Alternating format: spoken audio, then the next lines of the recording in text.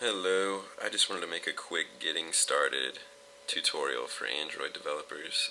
If you've already have your environment set up and you've done a little bit of programming on Android devices, you can skip this video. This is for complete beginners that haven't even set up their environment. If this is for you, here we go. We're gonna go to Google first, type in Android SDK, and we can go to setting up an existing IDE. I highly recommend you use Eclipse. This just makes your life a lot easier. And right here, under setting up an existing IDE, we're going to click on Android SDK tools, and it actually gives you a bundle, and it'll know what operating system. Right now it already knows I'm on a Mac, so you can click on this bundle, and it'll do its download. You'll see a program like this, and then I have mine on my development folder, my home screen, and it's going to be this folder. It has these two. It already gives you an Eclipse environment, so you don't have to download it yet. You can actually use it straight from here, and then it gives you your software development kit, and you're going to need that. So we can go ahead and run Eclipse just straight from this folder. This makes our lives easier. I already had Eclipse before, but we're going to go ahead and use the Android developer tools that they gave us. And this gives you all the plugins you need and makes your life extremely easy. The Android SDK is just tools that make it easy to start a new Android project. And it has a set of default like project directories and files, so you don't have to create all those. I'll show you what I mean in a second.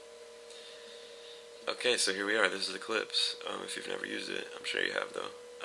So what we're going to do, you can notice it's a little different because you see these little Android guys. This is our SDK manager. I'll show you that real quick. That has all the tools and some of the Google services and APIs that you can use. So here's the Android SDK tools. It says we have it installed. The platform tools, all this stuff is necessary. Eventually we can download some stuff right here, like Google Cloud Messaging for Android, if you want to play around with that in the future. So first thing we're going to do is click on New, and it'll be like this. You'll go to the Android folder, Android Application Project, click Next. So our application name, we can just type in my first app. Project name is going to be the little directory you see right here on the side. Name. It's like a reverse domain name like you'd see on a website, and that should be unique to any other package name. The minimum required, this is the API level, so and I'm sure you've heard of people talking about Android Jelly Bean. Android, they first named, their naming convention was desserts for every update, a new type of dessert.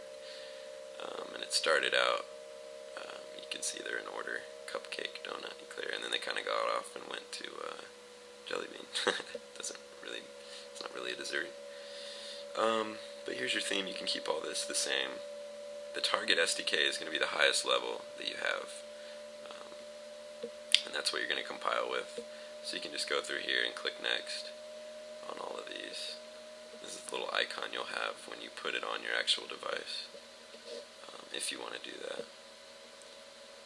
just go through the whole process and click Finish.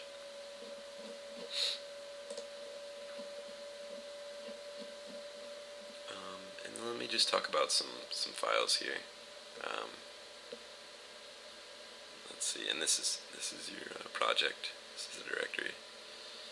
It's taken a while to start up because it actually creates this little user interface creator, or like a little graphical layout, so you can just drag and drop your items on here and create a user interface. It's actually XML, which is actually easy if you don't know it yet, and that's in our layouts folder. That's in our resources. Layouts, it's a user interface, and there's some other stuff in the resources. We have our generated files, which you don't want to mess with these. Just don't worry about that for now. We'll talk about that. And then your source. This is going to be going to be the actual source code that you will develop. And if you've ever written Java, you know about the main method where everything runs out of.